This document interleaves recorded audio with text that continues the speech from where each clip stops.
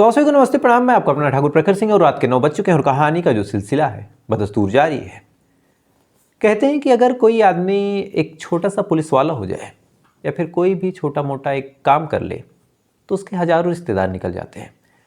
हजारों लोग उसके नाम का फ़ायदा उठाना चाहते हैं इस उम्मीद में कि उसका नाम अगर मैं कहीं लूँगा तो मेरा काम हो जाएगा।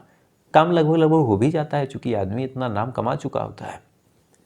अब ये तो एक छोटे मोटे पुलिस वाले या फिर एक छोटे मोटे सरकारी मुलाजिम की बात कर रहे हैं। अगर हम किसी आईएएस ऑफिसर की बात करें और किसी आईएएस ऑफिसर के बारे में अगर कोई कहे कि मैं इसका पति हूँ या फिर इसकी पत्नी हूँ या फिर फला आईएएस ऑफिसर का मैं बेटा हूँ, तो आप सोच के देखिए कि फिर किसी काम को होने में क्या दिक्कत, क्या ही रसूख, क्या ही रुतबा होगा एक आईएएस के बेटे, एक आईएएस की पत्नी, एक आईएएस के पति, एक आईएएस के पिता की। अब तमाम लोग इस नाम का जब फ़ायदा उठाते हैं तो कभी कभार कुछ ऐसी चीज़ें भी निकल के सामने आती हैं जहां उस आईएएस ऑफिसर का भी सर शर्म से झुक जाता है।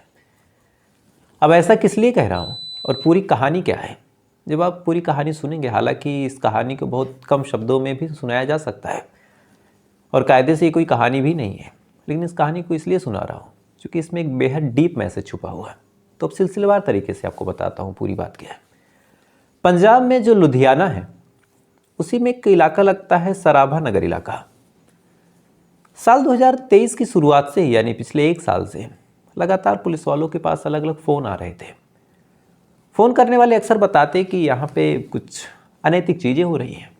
अब अनैतिक चीज़ों के बारे में जब पुलिस वाले सुनते तो फिर पूछते क्या, तो सामने से इन्फॉर्मेशन मिलती कि यहाँ पे कुछ प्रोस्टिट्यूशन यानी जिस्म परोसी का धंधा हो रहा।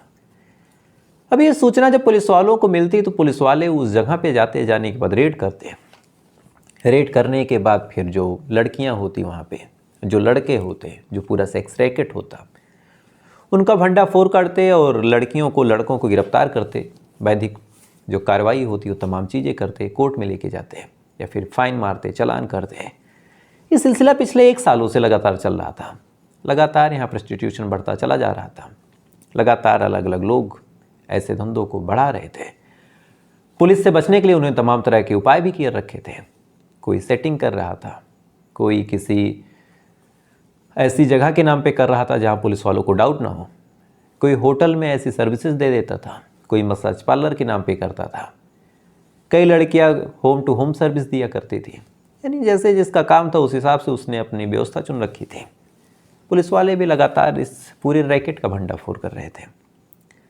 साल 2023 के नवंबर महीने में, यानी महज अभी 4 महीने पहले की बात है, पुलिस वालों को एक फ़ोन आता है। फ़ोन एक होटल से था। पता चलता है कि एक होटल है और वहाँ पे ऐसी कुछ चीज़ें हो रही हैं। पुलिस वाले आनन फानन में जाते हैं। जाने के बाद जब रेड करते हैं तो वहाँ पे कई लोग गिरफ्तार होते हैं। गिरफ्तार होने के बाद उस पूरे होटल को सीज किया गया। साथ ही जो लोग पकड़े गए उनसे उनका नाम, उनका आधार कार्ड और ये तमाम चीज़ें ली गई। उसके बाद उनके घर वालों को ये सूचना दी गई कि आपके घर के ये सदस्य ऐसे ऐसे करते पकड़े गए। अब पुलिस वालों ने जब ये पहल की कि पहली बार घर वालों को सूचना दी गई तो फिर इस चीज़ में गिरावट आई। चूँकि आदमी के पास अब डबल रिस्क था, यानी जो आदमी ऐसा करने जाता था किसी जगह पे, उसको सबसे बड़ी दिक्कत ये थी कि वो आदमी जाए और जाने के बाद पता चले कि पकड़े भी गए, फाइन भी लगा, पुलिस वाले मारते पीटते भी, वो भी हुआ, बेइज्जती, बदनामी, चालान, कोर्ट कचहरी।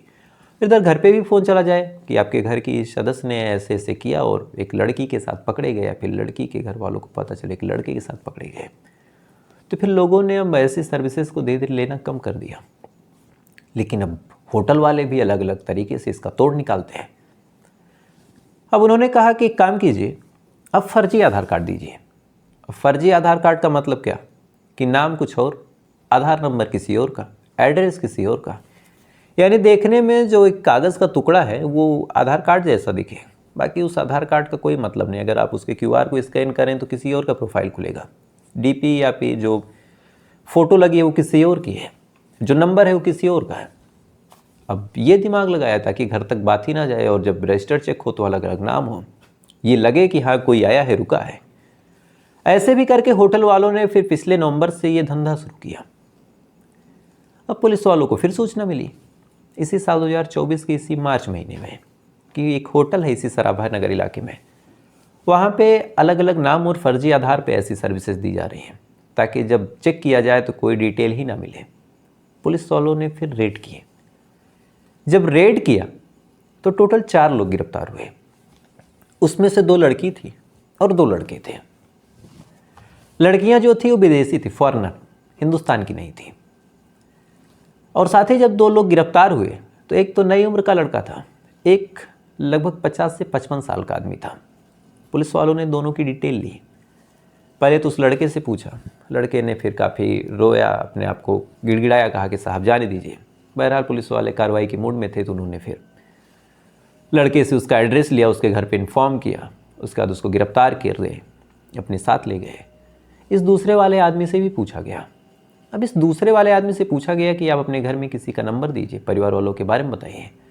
तो फिर इस आदमी ने एक नाम लिया और जैसे ही ये नाम लिया और साथ ही नंबर दिया तो फिर इधर से पुलिस वालों ने फ़ोन किया। अब एक इंस्पेक्टर रैंक का आदमी फ़ोन कर रहा, सामने से एक आदमी फ़ोन उठाता है और फ़ोन उठाने के बाद बड़े रुआब में बात करता है। कहता है कि अभी मैडम बिजी हैं। इन्होंने बताया कि मैं इंस्पेक्टर बोल रहा हूँ और ये थाना डिवीज़न 05 यानी लुधियाना का जो थाना डिवीज़न संख्या 5 है वहाँ के इंस्पेक्टर थे। उन्होंने कहा मैं इंस्पेक्टर बोल रहा हूँ। सामने वाले ने कहा कि आप इंतज़ार कीजिए। अब इन्हें भी लगा कि ये कौन है जो एक इंस्पेक्टर को इंतज़ार करने को बोल रहा। उन्होंने कहा कि बात अर्जेंट है और किसके पास ये लगा है फ़ोन। उन्होंने कहा कि आपके पास तमीज़ नहीं है बात करने की। एक IAS अधिकारी क्या एक इंस्पेक्टर से बात करने के लिए फ्री बैठी है। अब सामने से एक IAS का नाम जैसे इंस्पेक्टर साहब सुनते हैं, सुनने के बाद सन्न रह जाते हैं कि एक IAS अधिकारी। फौरन पूछते हैं, जो भी इन सज्जन का नाम था जो पकड़े गए थे, IAS अधिकारी से या फिर जो आदमी जो PA ने फ़ोन उठाया था उससे इंस्पेक्टर साहब पूछते हैं कि क्या आप इस आदमी को जानते हैं।